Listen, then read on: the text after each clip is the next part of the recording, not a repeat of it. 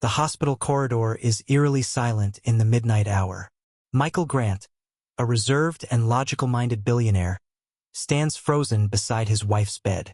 A slender hand lies motionless on pristine white sheets. A heart monitor beside her chest emits a harsh final beep and falls silent. For a moment, time itself seems to shatter. Michael's knees buckle as the life drains from her eyes. He clutches her cold hand, breathing a name that no one hears. In the echoing stillness, the only sound is the distant whisper of a lullaby that once filled their home. "You are my sunshine, my only sunshine." He stumbles back as a gentle-eyed nurse whispers, "I'm so sorry. We did everything we could." Michael barely hears. His world has imploded. He was a titan of industry, a man who calculated risks and bet on certainty, but nothing prepared him for this. In the sterile hospital light, grief overwhelms him. A single tear traces a path down his cheek as memories flood. His wife's soft smile, her gentle laugh, and the promise of a future suddenly gone. After the doctors wheel his wife away, Michael remains motionless in the cold, empty corridor. The late-night fluorescent lights flicker. In that fleeting darkness, he feels the presence of loss like a weight on his chest. He runs a hand through his hair, vision blurry, and steps outside. The cool night air hits him as if he were drowning, and he gasps, desperate for a breath of normalcy that will not come. Sirens fade in the distance. Above the Los Angeles skyline, the city's lights shimmer. A city of dreams now tainted by his personal nightmare. Dawn is just beginning to tip the sky with light. Michael stands on a bustling street corner, unshaven and in rumpled clothes, holding a paper coffee cup as if it might keep him awake. He's oblivious to the early morning rush around him, his mind lost in emptiness. 2 blocks away, Amara Johnson, a small homeless black girl with dark braided hair, huddles beside a dumpster. She watches the world with wide, hopeful eyes and clutches a single white daisy. The girl's voice is soft but urgent. "Sir, excuse me," she calls, tucking a loose braid behind her ear as she steps out into Michael's path. He barely registers her presence until she holds up the flower shyly. The daisy is slightly wilted at the edges, but her eyes are clear and earnest. Michael blinks, startled from his reverie. "I made this for you," Amara murmurs in a quiet, confident tone. "My mama says daisies bring hope." Suspicion flashes through Michael's tired eyes. A child on the streets? Why is she here? Yet something in her gentle face softens his grim focus. He glances at the flower, a humble gift in a world bereft of meaning. "Who are you?" he asks quietly, voice hoarse. "I'm Amara," the girl replies, offering the flower a little closer. Her fingers are small and trembling slightly in the morning chill. Michael hesitates. In another time, he might have brushed her aside. Today, however, he feels a spark of something warm that he hasn't felt in weeks. He notices the way the girl draws a thin jacket around her shoulders, how she watches his face. Unbidden, the word alone flickers in his mind. He is alone now. She, it seems, is alone too.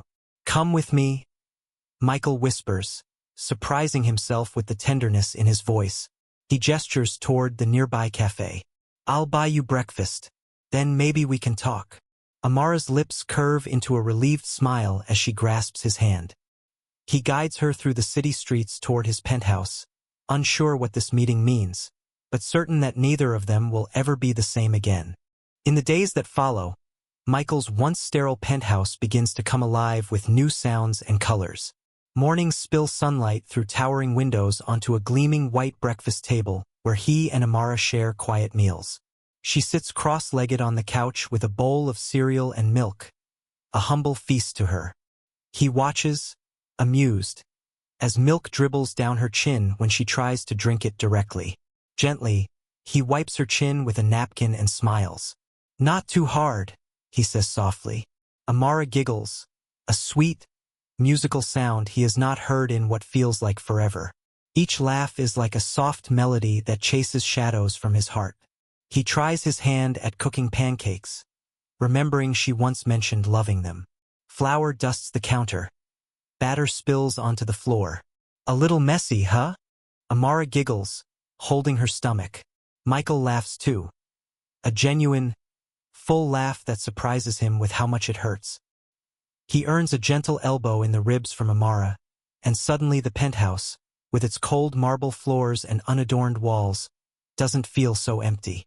To his astonishment, he finds it all strangely comforting. They settle into a fragile routine. After breakfast, Michael shows Amara around his high-rise home. Her eyes brighten at the sight of bookshelves stocked with countless volumes. "Can you read to me?" she asks shyly. He picks a small, frayed storybook and begins reading, stumbling over some words. Amara listens intently, her head cocked to one side. At the end, she claps softly. "That was nice," she says. Michael feels pride surge and relaxes a little. One evening, as the city lights flicker on below them, Amara hums a lullaby under her breath while drawing at the kitchen table. The melody, simple and gentle, carries through the silent apartment. Michael pauses by the doorframe, heart pounding. The tune is hauntingly familiar. It's the same lullaby his wife sang to their baby before bedtime. A shiver runs down his spine. He gently asks, "Where did you learn that song?" She looks up, innocent. "My mama sang it to me," she whispers. He nods slowly, saying nothing, his throat tight with emotion. In that quiet moment, two grief-stricken souls recognize a shared thread of love reaching across their loneliness. Night after night, Amara sleeps on a soft mattress in Michael's guest room. Once, he finds her sitting on the floor at dawn, arranging daisies into a cup. She picks the small white flower he received at the street corner each morning and places it gently by the bedside. He realizes she thinks of home, of her mother's stories about sunflowers and daisies blooming under the sun. Each day his walls look a bit less empty. She tapes a picture she drew of them together on the fridge, sets a small vase of daisies on the balcony railing, and sometimes even turns on the old record player to gentle jazz as he sits reading. Despite his grief, Michael's logical mind can't help but soften. He actually invites her inside.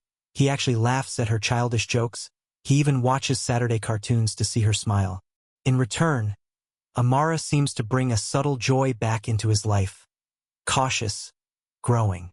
He begins to share small details of his day with her, and she tells him stories of her mother. How she danced in puddles and loved picking bright yellow wildflowers on the hills. In those evenings, Michael feels his chest unclench a little, as if hope is seeping back in. The penthouse no longer feels like a mausoleum. Instead, it becomes a home where love is slowly taking root. One quiet night, Michael is alone in the living room, working on his laptop. Amara, already asleep upstairs, still hums the lullaby through the darkness. Suddenly, the lamps in the living room flicker softly in rhythm with her song as if responding. Michael stops typing and leans back in his chair, startled. Across the room, a single potted white rose on the shelf tilts forward as if nudged by an unseen hand. He watches, wide-eyed, but no breeze stirs. The rose's petals begin to unfold ever so slightly in the dim light. He stands slowly and approaches, curious and unnerved. The flower was slightly drooping earlier. Now its blossom is open and full, shining with a dew-like glow. Michael reaches out to touch it. The moment his fingertips graze the petal, a warmth spreads through his palm up to his heart. For the first time since his wife's death, his eyes moisten with tears, not of sorrow, but of wonder. At that moment, Amara floats down the stairs. Awakened by the lullaby she hears herself singing. She enters the living room, rubbing sleep from her eyes. "Look," she says with wonder, pointing to the fully bloomed rose. "Mama always said flowers listen when we need them." Michael realizes the extraordinary timing. The same lullaby from her childhood has mysteriously brought life to his flower. A tiny, impossible miracle. Amara gently takes Michael's hand in hers. In the golden hush of midnight, father and daughter figure exchange a smile filled with awe and warm tears. It is a sign neither will soon forget. For Michael, it whispers that he is not alone, that unseen forces might still be at work. He finally believes just a little in something beyond cold logic. Days later, as the city basks in a rare sun, Amara wakes coughing fiercely at dawn. Michael rushes to her side in an instant, alarm gripping him. Her cheek is flushed, and her breathing is labored. Fear slams into him like a physical blow. He scoops her into his arms and drives through the empty early morning streets to the hospital. Please let her be all right, he whispers fiercely. In a stark hospital room, doctors swarm, prodding and peering. Michael stands by helplessly as the small girl struggles against a high fever. A kind doctor with gentle eyes tells him it's something serious, a rare viral infection that's compromised Amara's immune system. They say she might need a transplant or advanced treatments, but the options are limited. Michael nods numbly, swallowing hard. In all his life, money bought every solution, but now even vast wealth feels useless against the unknown. Tense hours pass. Michael refuses to leave Amara's bedside, gripping her hand. You have to be okay, he pleads under his breath. She manages a tiny smile and whispers, I'm not going anywhere. Outside, news breaks of a billionaire's aide tending to a sick child. Rumors quickly swirl. By evening, a stern voice calls his office. A social worker demanding answers about the homeless girl living with him. Michael shakes his head. She's under my care, he manages to say shakily, surprising even himself. Her mother's gone and she has nowhere else. Crushing pressure builds. The hospital says the transplant procedure will cost millions. The social worker coldly insists Amara cannot stay without paperwork. Everything Michael has known is melting away. His wife, his control, now possibly this little girl too. The same night, monitors beside Amara flatline and then slowly 2 beeps return. A signal that she's stabilized, for now. Michael's heart leaps, but relief is short-lived. A cold doubt seeps in. Is love enough to save her? He sits in darkness later, stomach churning, a legal dossier on his lap. If he doesn't comply with bureaucracy, they'll take Amara away to foster care. Yet every fiber of his being screams that this is wrong. He thinks of her tiny, brave face moments ago, and knows that signing those forms would rip his heart in two. Tears burn his eyes as he realizes the choice ahead. The safe, logical path of the law, or the terrifying leap into love's uncertain promise. Michael leaves the hospital and drives to his penthouse. The elevator ride feels like a descent into his soul. In the quiet hallways, he struggles to make sense of his emotion. Back in the sterile calm of his living room, he throws his phone onto the glass coffee table. The page of paperwork he was filling out, consent forms, transfer orders, flutters closed. He had been moments away from releasing Amara from his life by signing away responsibility. What am I doing? He asks the empty room. He recalls the cold voice of his old business partner from last week, telling him that investing in a sick child was folly, calling it a waste of resources. His rational mind rewinds to that moment. You can't save everyone, Mike. You have bills to pay, shareholders to satisfy. The logic is sound, but it feels hollow. Michael realizes with a start that not all equations can be solved on a spreadsheet. He stands before the bookshelf and traces the spine of a favorite novel, one his wife gave him on an anniversary. He remembers how she always believed in magic, praying for small miracles whenever they felt hopeless. A memory surfaces, his wife softly saying to him, "Love is the real power in this world." His throat tightens. Amara's small laugh echoes in his heart. He has seen the truth of it. Logic and wealth won't fix her if he doesn't fight for her now. With trembling hands, Michael makes a choice. He takes his phone and dials the hospital. "Prep the surgery," he says firmly. "Whatever it takes, we save her." Next, he calls the lawyer from his foundation. "I'm adopting her," he declares quietly but with conviction. "She's family." At that moment, his penthouse windows flood with sunrise light. Rays spill like golden benediction into the room, warming his face. He closes his eyes, a tear slipping down, as he feels a gentle breeze rustle the curtains, though no window is open. Perhaps it is morning air, or perhaps something more. In the silent gust, He thinks he hears that lullaby again, a reassurance from somewhere beyond. For the first time in weeks, Michael Grant is certain love will guide him forward. Several hours later, Michael stands in a grand, wood-paneled courtroom.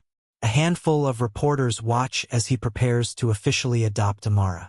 Across the room, a judge and a social worker listen intently.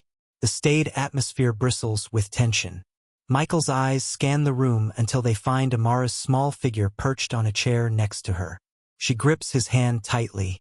With a steady voice, he begins, "Your Honor, I will answer truthfully. I know a child from the streets is an unusual case, but she is now my family." He glances at Amara, tears shining in his eyes. "I lost the only person I loved. This little girl has no one left. She clung to me when I needed to find something to live for. I promised her home and I will give her mine." His words, heartfelt and raw, silence the court. Amara looks up at him, wide-eyed. The social worker shifts uncomfortably. "Mr. Grant, please understand." He starts. But Michael cuts in softly. "I understand more than you think. You see facts on paper, but I see a daughter. I will do whatever it takes for her future." In that hushed chamber, Amara lifts her face and calls out without warning, voice clear and innocent, "Daddy, I want some juice." It's the first time she's used that word. The courtroom gasps. Michael's lips tremble into a smile. He bends to pick up the tiny glass of juice she asked for. "Here you go, sweetheart," he says, voice thick with emotion. The judge's stern expression softens to something like a smile. Meanwhile, far away in a hospital room, monitors above another bed beep steadily. The crisis, Amara's fever and illness, has taken a decisive turn. The moment the clock strikes noon, a single white dove emerges from the skylight above and circles into view, perching quietly on the windowsill. Michael doesn't see it. It is a gentle touch for us, but inside the courtroom he feels the weight of his love manifest. He now stands and raises his voice once more. "I am her father, and I love her. Nothing else matters." A long silence follows. Then the judge nods.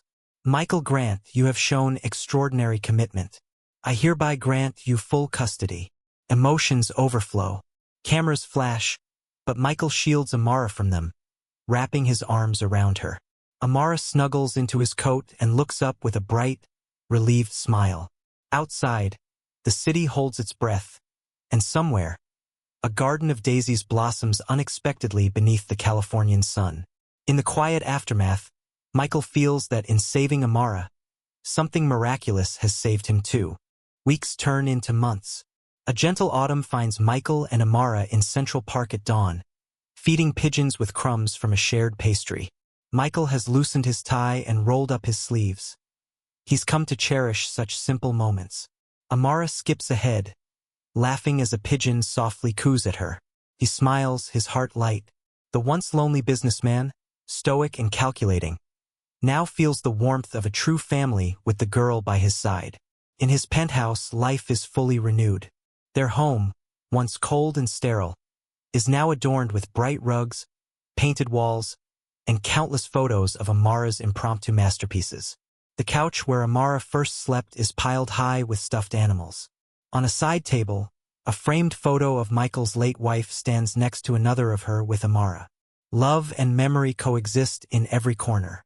Michael returns to the office, but things are different now. During a board meeting, he explains a new plan. His company will donate millions to children's hospitals and homeless shelters. Colleagues are stunned. He simply says, "My definition of success has changed. I have something far more precious than stock or real estate." Later, Amara surprises him by marching into his office with her name written in big crayon letters on a drawing. They sit at his big desk, him teaching her to write his signature. One morning, Michael drives Amara to a quiet garden they have planted together in the hospital courtyard where she lay ill. It's filled with daisies and sunflowers. The child runs her fingers along the blooming petals. Michael watches, heart swelling with joy. He gently places a yellow rose in Amara's tiny hand, his wife's favorite flower. "For your mom," he says softly. Amara nods, eyes shining. As sunrise unfurls gold across the skyline, Michael lifts Amara onto his shoulders. Together they look out over the city.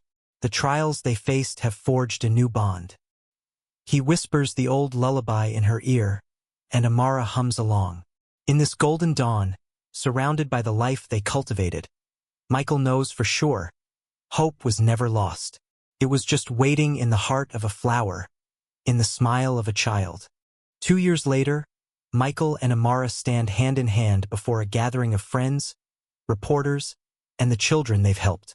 A charity gala is held in a sunny downtown plaza, with a banner overhead that reads "Voices at Dawn," a foundation for hope. At a podium stands Amara, now a confident 11-year-old, wearing a sunflower in her hair, both flowers symbolizing her mother's memory and the love that rescued her. Michael sits in the front row, tears of pride brimming. She speaks softly but clearly, recounting her story to the crowd. "When I was little, I only had one person who believed in me. Today, I want to give that kindness to many." The audience is moved. Behind them, a new community garden flourishes where homeless children play under supervision. Michael watches as Amara helps a boy plant a daisy seedling. This garden is a living legacy of their journey. In the years since, Michael is often seen volunteering, not just signing checks. He reads bedtime stories to other children at shelters, always with Amara perched on his lap. He has changed. No longer aloof and distant, he laughs easily, carries small hands with care, and shares anecdotes of his own childhood, admitting how much he still has to learn. Business suits are now often paired with a child's doodle or a pressed flower in the breast pocket, little daily reminders of what truly matters. On the first day of spring each year, Michael and Amara place white daisies at his wife's grave. A soft breeze always seems to dance through the cemetery at that moment, as if carrying a lullaby on the wind.